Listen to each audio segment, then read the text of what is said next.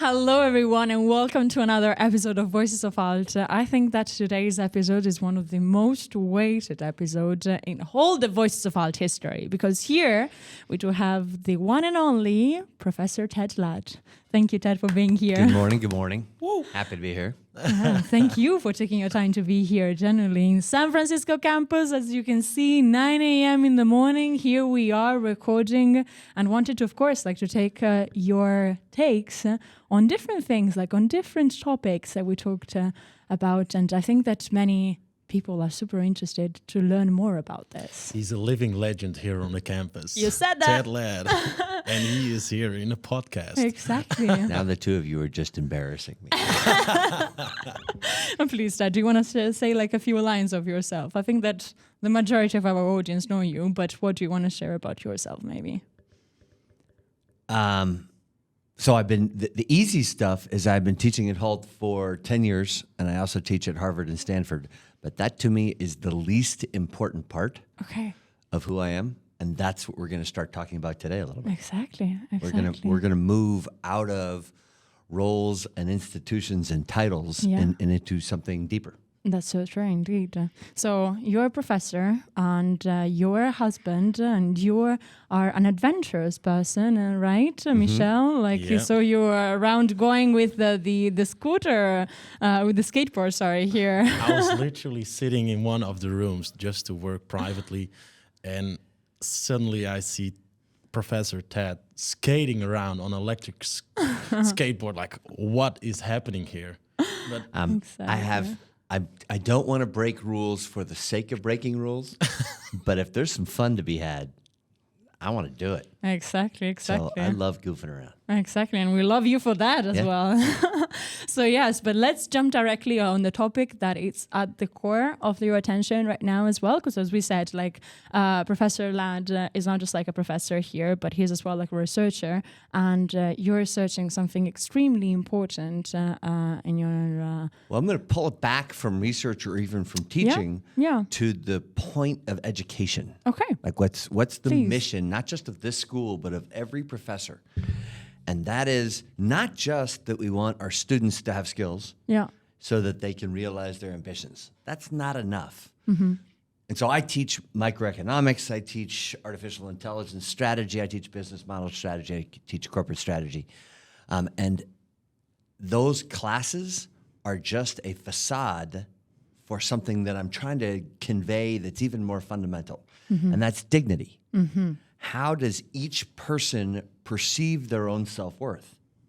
So I spend a ton of time in class trying to get people to understand that what they think they can do is small compared to what they could actually do. Mm-hmm. And the limitation that they feel aren't the skills, it's their own self-perception of their self-worth. Mm-hmm. So if I can get people to believe that they are worthwhile, positive, productive, impassioned, impactful human beings, then they will shoot to do more, and then they will succeed more often, and they're more likely to change the world. So this idea of dignity is underlying almost all of the things that I do in the classroom, and I think it's underlying what most of the students at Hult need. You can tell the difference between people coming in September and graduating in August about how they carry themselves. Yes, they know more and they can do more, but they think differently about themselves. They have this improvement in their own self-worth. Yeah. And that is dignity. If you have dignity, your own sense of self-worth, then a couple of things follow. The first thing that follows is you have more confidence. Now, confidence is a word, in the vernacular, some people think is sort of how a person behaves. But actually, confidence, and in the academic literature, it's called self-efficacy. Mm-hmm. Confidence is domain-specific. So you can be confident in your ability to ride a bike, but underconfident in your ability to swim. Mm-hmm. Confidence really is your own faith in your ability to predict what will happen if you try that exercise. So if you are confident in biking, that means that you already believe that if you get on a bike, you can go somewhere and you can go somewhere fast and you can go somewhere safely. Yeah. If you are not confident about swimming, first of all, it means that you're not going to swim. So you're not going to learn confidence because you're not going to try it. Second of all, even if you do get in the water for some reason and start swimming, if you're not confident, you're going to be overthinking, you're going to be questioning yourself, and you're going to swim badly. And this will reinforce your lack of confidence. Now, there's a relationship between dignity and confidence. You have to have this underlying sense of self-worth in order for you to have confidence in anything.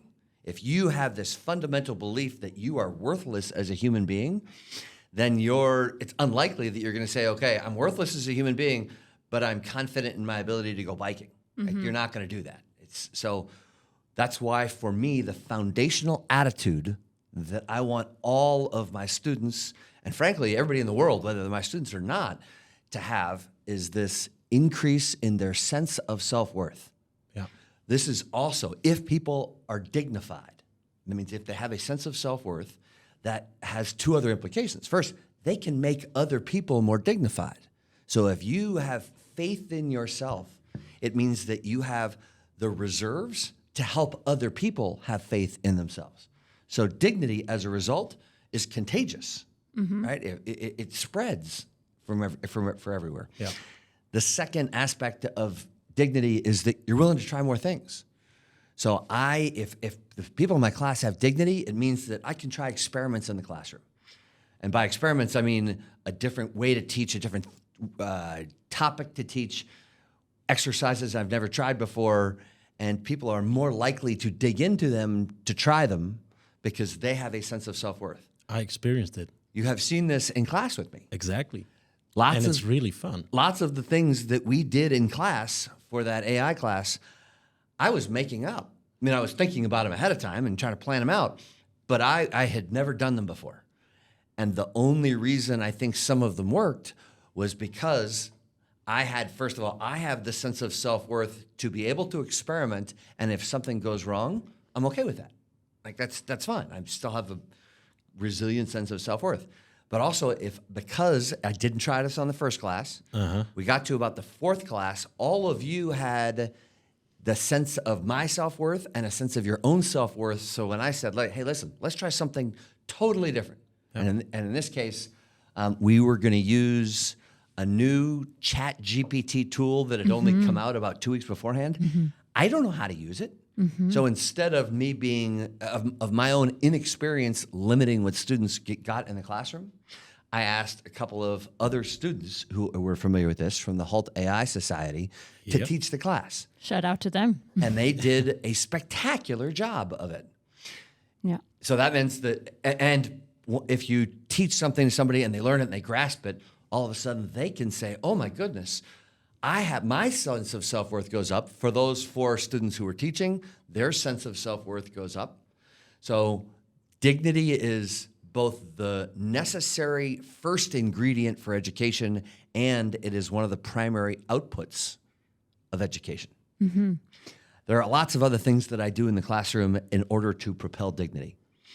For example, before I start every class, I look everybody up on LinkedIn because I want to know what they've done and who they are. But I also write down a few notes for what they've done. And in class, I'll ask them a question. So instead of saying, Michelle, here is a case, what happened in the case, my first question to you will be, hey, I read this about you on LinkedIn. Tell me about that. Yeah. So that means that for people who are encountering me for the first time and they get a cold call, they're not scared, or they might be first scared, but then they realize the first question, I'm asking about them. Yeah. I don't have the right answer. They have the right answer. They own the answer. So their sense of self-worth goes up.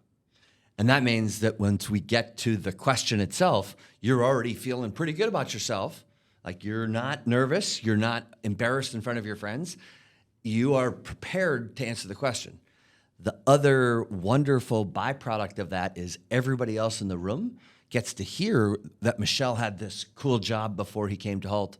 And that means that in everybody else's eyes, your worth goes up too. So dignity is mostly about self-worth, but there are adjacent principles. One is called workplace dignity, which is not only how do you feel about yourself, but how do your peers feel about you and your contribution to the company mission. Mm-hmm. So these are techniques that I'm using all the time in order to raise student dignity. Well, indeed, I think that he said a lot in here. So there is a lot to take, but you did consider yourself not just like an educator, but you said a precise word, like a dignifier. And that's like the scope of it. Can you explain a little bit more what like a dignifier is? Like, and you try to say it now. Sure. Definition of because we can't find it on the Oxford. Let me back up and give a little bit of history about this. Yeah. About a year and a half ago, I changed roles at Hult, and it was incredibly painful. Many of you who are listening to this, and maybe the two of you, you've changed roles before. Before coming here, you were not students, you were professionals, and then you come here, and it's a different game. You're a different person in a different circumstance with different expectations, maybe being asked to do things you've never done before. Yep. So it's possible that when you arrived here, your sense of self-worth was low. So I had this about a year and a half ago. My sense of self-worth was rock bottom. Like, it was devastating. I thought I was a worthless person who would never be able to make an impact in the world again.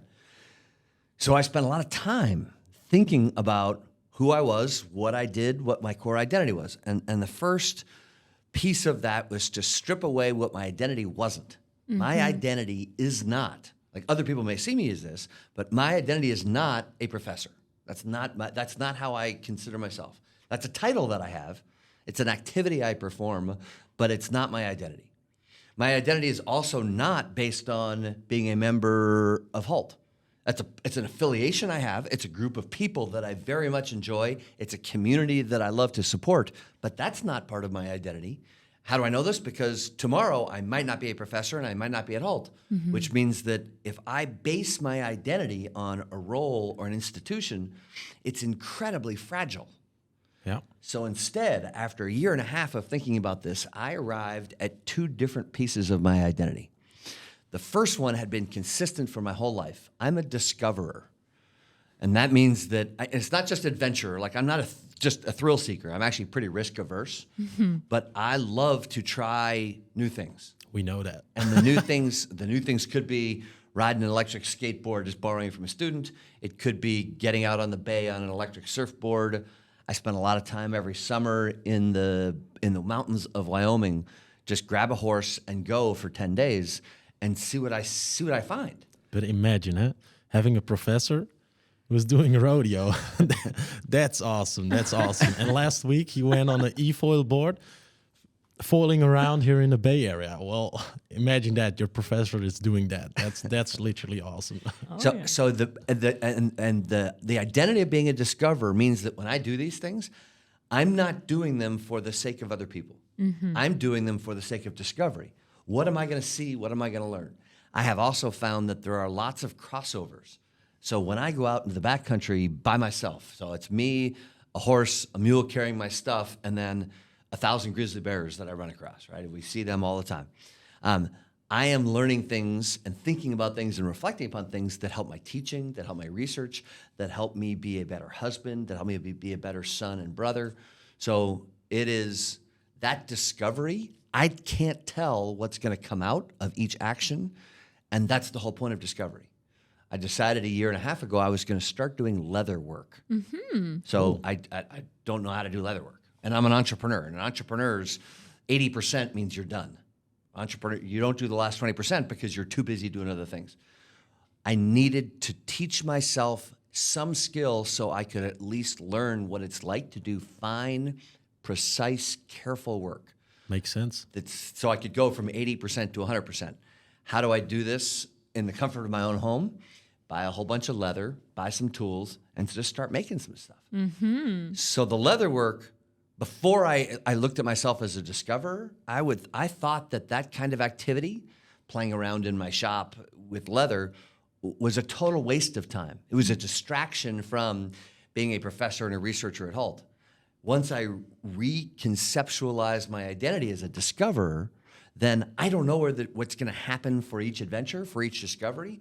So working on leatherwork has actually, I think, made me a better professor, because it's given me better understanding of the last 20% to really get to 100% quality. And it's taught me how I need to have patience, slow down, what my instinct is, which is to move fast, break things, and then quit and move on to the next thing. So no, how do I slow down? How do I finish one task before I get to the next? That's especially important in research. I am, as a result, not a very good researcher. I have lots of ideas. I collect cool data. I do interesting analyses. But for research, you have to do the last 20% well. So now I'm getting better at research because I'm spending more time on the last 20% as a result of playing with leather, like building a watch band out of leather. So the discovery has benefits to it, but I have also always been a discoverer. Even if it had no benefits, I have realized over the last year and a half that I am a discoverer. That also means that there's some things that I'm not. I am not, for example, and you can talk to people around here, and maybe you get different opinions. I'm not, for example, a very good interpersonal manager. I don't do a good job with drama, for example, or conflict. I'm terrible at it. As a discoverer, I want to go out and see new things. I don't want to spend time managing things that have already been created, and I don't want to spend a lot of time delving into why two people aren't getting along. I'd rather go out and find something new than fix that kind of relationship. It's also the 20% again, right? It's the 20% again. So that's an instinct that I can't seem to break. So that's first piece of identity that I realized I have been doing my whole life. My mother, when I told her that this was my identity, she's like, that's incredibly obvious. Yeah. You've been doing this since you were 4. Yeah. When you were 4, you would just literally grab a sandwich and I wouldn't see you for 4 or 5 hours. You would just go off into the hills at the age of 4, wandering around. And finally you'd come back to the house and I'd be like, okay, as long as there are no bears around now, I know that he's just going to be fine. I might come back with some poison ivy or something like that. but there's like, that's fine. And that's incredible how therefore like you shaped your whole life based on your identity. Of course, like... Well, my life shaped my identity, but exactly. I had not actually until recently put that into a word. Like figured out what's the kernel of my identity. It hadn't occurred to me that not only that I needed to do it, but that by doing it, it would be helpful to me. So that's the first piece of identity, which describes who I am and have always been. The second piece of identity is who I would like to be. And for that, because I have found such impact and personal joy in working on the dignity of other people, the identity that I grab for myself is as a dignifier. Now, in English, that's not actually a word. But once I say it and I make it up, the word, you know exactly what I'm talking about. Yeah, it's a person that helps other people realize their own self-worth. And if I can be a dignifier and raise other people's self-worth, as we've already talked about, the people that I'm helping then also become dignifiers. So this is, again, dignity is contagious. I felt it. So should we talk about how dignity is changing? Exactly. We wanted to learn more about like your last research that you're doing. So this is the one I'm sort of starting right now and right in the middle of. But artificial intelligence is going to change everything. It already has. And most students at Hult already play around with artificial intelligence, in part because we have classes, so we force you to play around with artificial intelligence. But even if we didn't, most of you and everybody listening to this podcast, you haven't done all the readings. I know you haven't done all the readings. Gotcha. You asked ChatGPT to summarize the readings, and my opinion on that is no problem. We have this tool. Use the tool. No, I have no problem with that. To me, that's not cheating. It only is a shortcut if you're missing some of the nuances of the reading that are important in class. But let's leave that aside for a second. Again, that's the 80%. Yeah. ChatGPT gets you to 80%. Awesome. The rise of artificial intelligence, though, could have a really severe impact on everybody's dignity. And first, let me give you an analogy. The rise of automation, machines on the shop floor, created a huge dislocation in the United States. There were, and a simple example, car companies, mostly in Michigan, that's where the United States makes a lot of cars, automated about 20 years ago. So they replaced lots of human workers with robots because they found that the robots, better quality, less expensive. They didn't have union negotiations. They could work all day long. The result, though, was that there was this huge portion of the population, mostly white middle-class men, who found themselves not only without a job, but more importantly, without an opportunity to have impact on the world. Their sense of self-worth crashed. They did not have dignity. And it wasn't as though they wanted this or anybody took it away from them. It's just the context of the world changed so that a particular group of people had a diminished sense of self-worth. So what happened? They tried to find some sort of self-worth, and finally there was a politician that emerged in American politics that gave them a sense of self-worth. We can all rise up together and fight against the swamp and fight against well-educated corporate elites that are the people who are doing all the automation. So the rise of former President Trump, you could trace back to the automation 20 years ago that had this group of people feeling undignified and looking for a source, for a purpose, to have self-worth.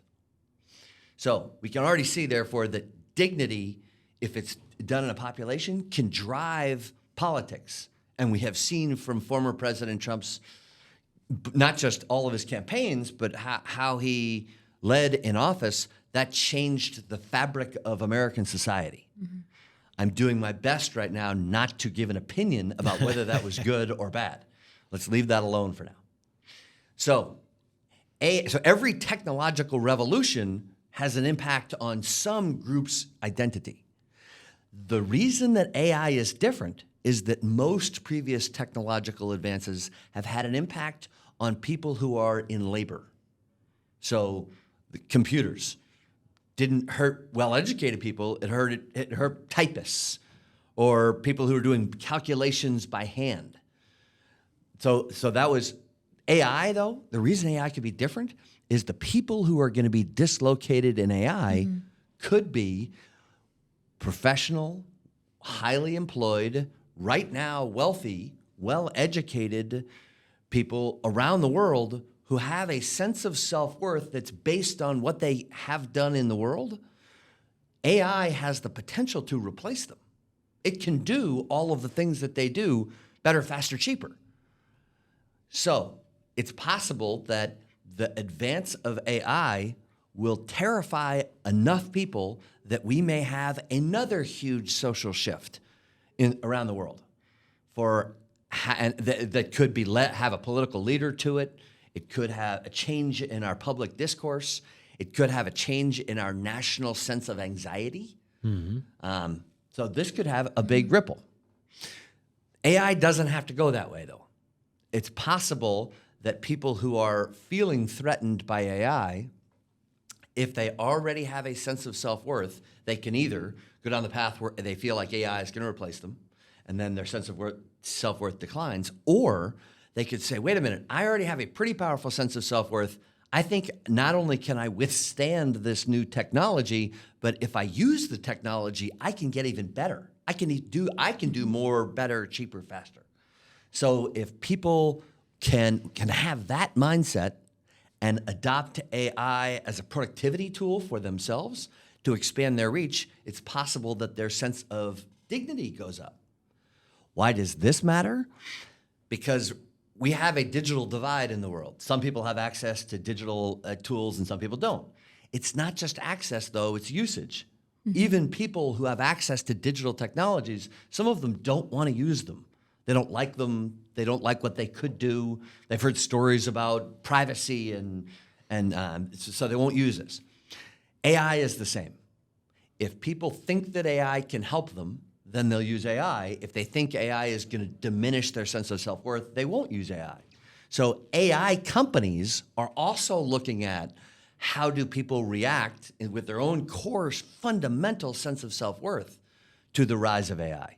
So I have been talking with lots of different companies who have AI engines that have been built by engineers, and the technology is good, but these companies have not yet started to think about what is the social shift that could happen as a result of AI, and what is the fundamental humanity that AI could either augment or diminish as individual people have a change in their own dignity. Exactly. That precisely was the topic that I wanted to ask you. Like, why do you think that dignity is so important in the Silicon Valley and here in San Francisco, indeed?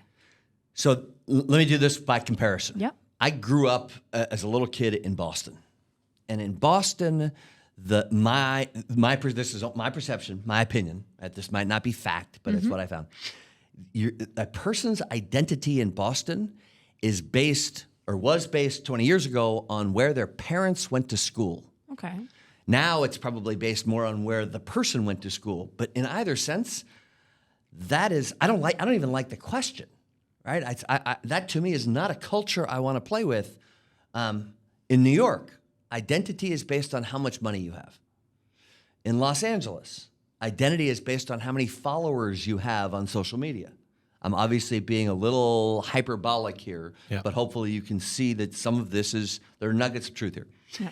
In San Francisco, your identity is not based on where you went to school. It's not based on what your last job was. It's not based on followers. It's not based on how much money you've raised from venture capitalists. Your identity in San Francisco is based on what you're thinking of doing next. Yeah. When you go to a conference or a bar with friends who are working in Silicon Valley, they will not talk about their current jobs. Instead, they might get a napkin out and say, okay, here's a diagram for the thing that I might do eventually that I'm thinking about in my spare time. I even get this from my friends who are executives in big tech companies. They don't want to talk about, and it's not the culture of this place to talk about what I've done, how many people I've impacted, how much money I've made, how much money I made for the company, the valuations of the company. We don't talk about that. We say, even though Silicon Valley has generated more wealth than almost any other place on the planet and the most valuable companies in the world, the vast majority of them are right here in San Francisco. We don't talk about that. Instead, we say, okay, what's next? The problem with that attitude, with that culture, is that there's a ton of pressure for that. If I were just basing my identity on where my parents went to school or where I went to school, then I can rest on that. Once I've gone to school, I can say, phew, my identity is set according to how everybody else sees me.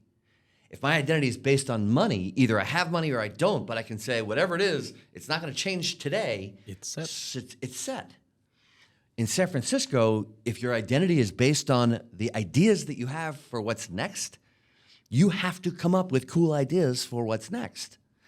The only way you can do that reliably is if you have sufficient confidence in your own self, if you have a sense of self-worth that gives you this foundation, this basis, so from which you can then have dreams.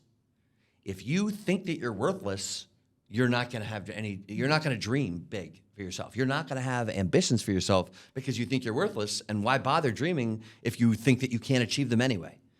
So especially in San Francisco, this sense of dignity is vital. It's vital for students, it's vital for professionals, it's vital for professors, it's vital for corporate CEOs, for them to have a secure handle on their own self-worth, and for them to do everything they can to augment their sense of self-worth so that they can take the pressure and have the ideas of what's next.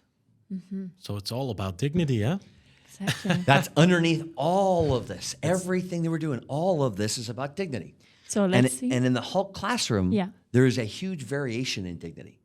There are lots of people. You have peers who do not think very much of themselves.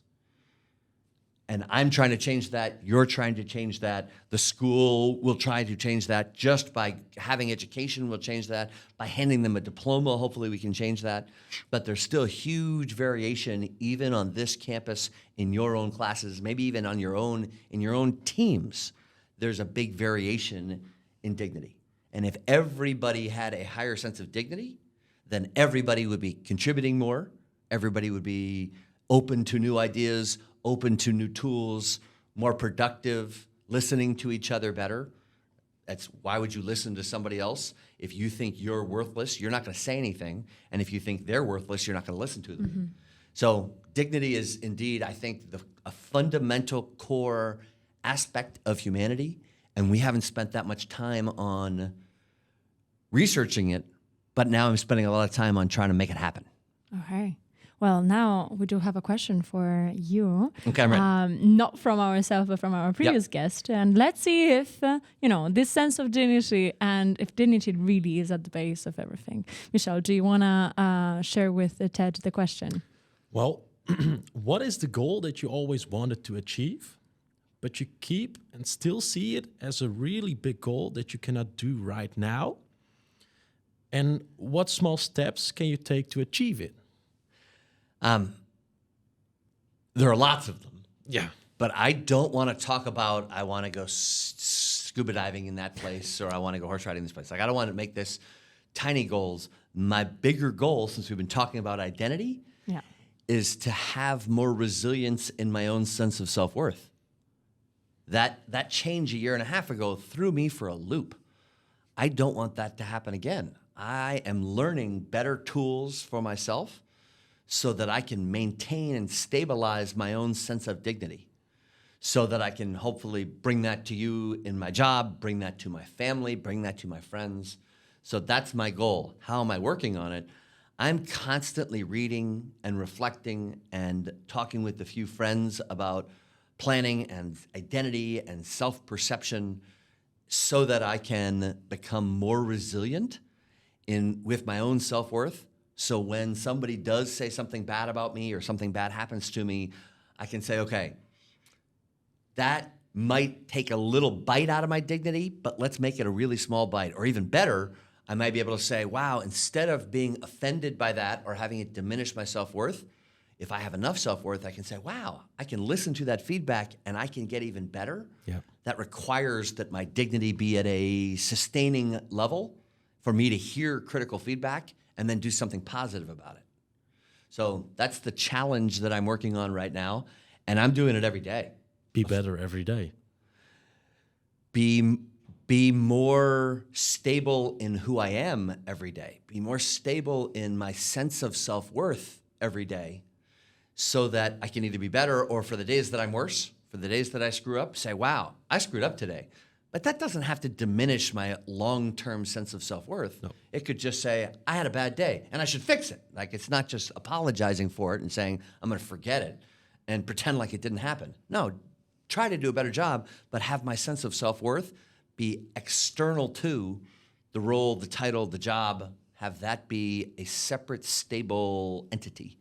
That's my challenge, and that's the goal that I'm working on every day. Wow, I think that your dad left us without any words. So yeah, no, but I was, as our tradition, we always conclude like the episode with a question for our next guest. And do you have a question? My question for your next guest, it grows off of this. For your next guest, and even I might even going to suggest that the two of you in the next Voices of Hult podcast also answer this question. Yeah, okay. Yeah. If you take out your title, whether if your next guest is a professor, leave the professor title alone. Leave the institution alone for you, your students at all. If that can't be your identity, and it can't be something that's based on the structure of your life. So in other words, mom, brother, sister, partner, like take all of that out. Not who you are in your context, but who you are in the quiet of the night. Can you figure out a few words that describe your own identity? The example I gave you was that I'm a discoverer by nature and I'm trying to be a dignifier. Can you boil down your essence of who you are? That's the one word for that. Like, what's your identity now? And what do you want your identity to add in the future? That's the question I have for your next guest. Yeah, wow. Awesome. I think that I wanted actually to ask you, Michelle, like, what was your identity? But, like, I think that it's taking a lot of time. Like, you have to think about yourself, because I thought about that question and trying to reply for myself. And I've already asked that question to someone. But, yeah, I think that to reply to that question deeply and truly, you need time to think about yourself. And as you said, like, you spent a lot of time getting those words. I spent a year and a half thinking about this and doing a lot of reading, a lot of writing, I got a lot of coaching for it. Oh, come on, Ted. Then you can't ask us to get it on the next episode. You took 1 year and a half. I don't know when you're going to have your next episode. Exactly. It's in 1 week. Then you better hustle up. Yeah. Need to hurry. Vámonos.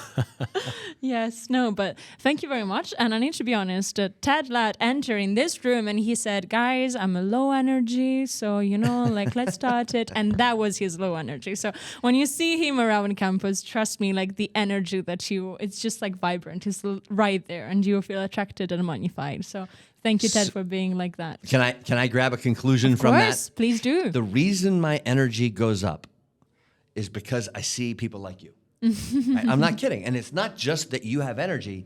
It's that if I can do something that teaches you something that provokes you, that raises your ambition, in other words, if I can accelerate your own sense of self-worth and give you this provocation to even accentuate it even farther, that gives me huge energy. Like, that's my purpose in life. That's my identity. You're a dignifier, indeed. I'm a dignifier. So if I get to dignify, my energy goes way up. Nice. So that's why when I'm at home, I'm incredibly quiet.